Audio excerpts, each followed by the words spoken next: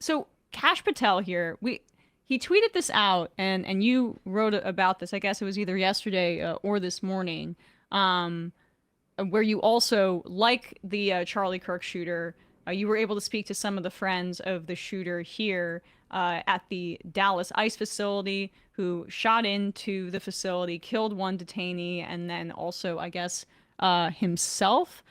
Now, Cash Patel has this long thing here. We don't even need to read it fully, but I want to get to the photo he posted. So this is his claim. His claim is that this is what was found on the scene. These I don't can someone who's better at ammunition tell me exactly what that is? Those are like shell casings, so it's like Shells are unspent. 223 rounds, right? Yeah. Shell casings and anti-ice is written on them. And Cash Patel, who, like a good law enforcement officer, tweets out evidence before presenting it in a court of law, to get ahead of stories. The anti-ice thing is so fishy to me because of what we just talked about, the Antifa domestic terrorist organization. Because, it looks ludicrous. I'm sorry, it does. Like, if you were to, it was a real, we have a joke on the show, left is best is our little, kind of saying, and that was taken from a right-winger who did a bunch of false... Who broke into a playground in the middle of the night and started spray painting stuff like... I think like killed Trump and left his best. Right. It was a right winger. It was a right winger trying to blame the left for the rhetoric. And anti-ice seems very much like left is best. Like they maybe started writing Antifa. Right. And it would be, if it was somebody on like the left, I would guess it would be saying F ice, like screw ice or whatever. Anti-ice sounds like you're trying to connect it to Antifa. I mean, just your... Put an anti-ice message on there. Right. I'm sorry. I don't mean to be conspiratorial, but I'm just saying it looks ridiculous. It would be insane not to be conspiratorial about Cash Patel at the FBI. The cover-up FBI, yeah.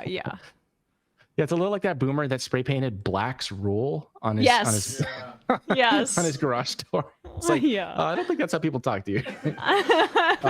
When I said put an anti-ice message, I didn't mean literally write anti-ice. It's what the FBI agents. It's like when the Russians they did some obvious propaganda thing where they were trying to frame up the Ukrainians. And so they laid out like a Nazi flag and like all this like really over the top stuff. And then they put a box of video games for like The Sims, like the game. Yes. And clearly some guy told them to put in SIM cards to look like they had stolen SIM cards. Right. But they put The Sims the game. So this is the level that leaders all over the world operate on. That's what I would stress is the amount of incompetence. But I think the skepticism was well taken, certainly around Cash Patel. I absolutely think that the photo and the bullets are real, and so did all of his friends. I asked them about this specifically, but they had an interesting take on it.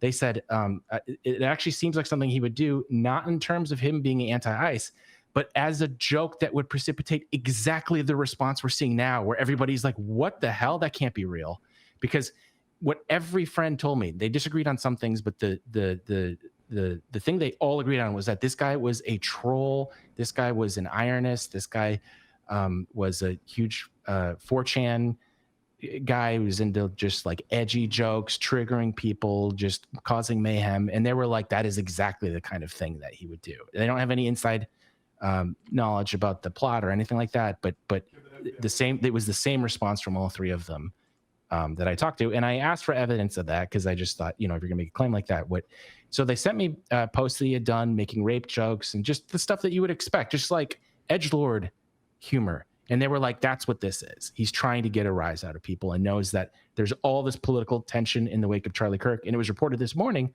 that they pulled from forensics in his phone that he was looking up Charlie Kirk. That doesn't mean he was inspired by whatever politics. That's his friends would say that that's him looking for what is the most sensitive issue that I can get the biggest response out of people from. But when I hear edgelord and 4chan and stuff like that, I understand that there's a level of nihilism that can be somewhat apolitical, but it's quite concentrated in young right-wing circles. Like some of this, I'm not trying to say he was right-wing explicitly, but I'm just wondering about your take on some of the incoherent ideology of some of these people. How they're getting radicalized is pretty scary. And it seems like a new crop or a new chapter in this never-ending saga of our country having way too many weapons and, you know, us being in a very desperate time, and that increases the likelihood of these kinds of events, because our economy's falling apart, for example, and people, it leads to this slight level of isolation and mental illness and things. But how would you describe this ideology to people that are just like maybe viewing this through a traditional right-left spectrum? It's tough because there's definitely like right-wing strains in it, no question. But that almost gives it too much credit to call it right-wing because it's just not internally consistent. So much of it is driven by, I get the impression that he wanted to feel something, and the only way he could feel anything is by making people angry or making people shocked or making people upset. Right. And, you know, are, you know, aspects of right-wing politics a vehicle for that? Absolutely. But it's almost giving him too much credit because I don't think he cared. That was almost the most chilling thing about all this, is the extent to which he didn't seem to care about anything. But then how does that get you to the point where you do something like that? I guess if nothing matters, then then you might as well do the ultimate provocation. But I'm trying to shy away from like moral panics. I'm not trying to do the video games make people violent argument 20 years later about the internet. But there is something about these communities that is creating some sort of like, I don't know, disassociation or psychosis that I don't know, makes these kinds of events easier for people to commit. Yeah, there's no question that isolation was a huge driving factor in this, because the story I heard from all three people that was the same was, you know, we all used to talk to him, and then 4 or 5 years ago, he starts pulling back, withdrawing, spending lots of time on the computer, and then we start hearing him talk about this 4chan stuff, and he sort of became difficult to tolerate. And it was kind of interesting because it was a range of opinions. Like some of his friends were like, oh, I couldn't stand how he was becoming. Another friend was more sympathetic, was kind of like, yeah, you know, he's like a little eccentric, but I didn't think too much of it. And then the same story I heard from everybody was, you're not going to find anyone who knew him in the last few years, because he was completely withdrawn from all of society. He was just completely locked away playing games. And again, I asked for evidence of this, and I was sent pictures of his Discord, which I was able to confirm, showing individual games, like 6,000 hours that he was playing things. And I want to be nuanced about this, because I don't want people to, I think one of the dumbest responses we could have to this is just have another video game moral panic. But the question is, what is compelling somebody to, that's a lot of time to spend alone on anything, not just games. Like if you're spending that much time reading or anything, that's a little bit weird, you know? So, yeah. So I look at the numbers and I was just shocked, and it mapped with his friends saying that he lost all social contact with basically everybody.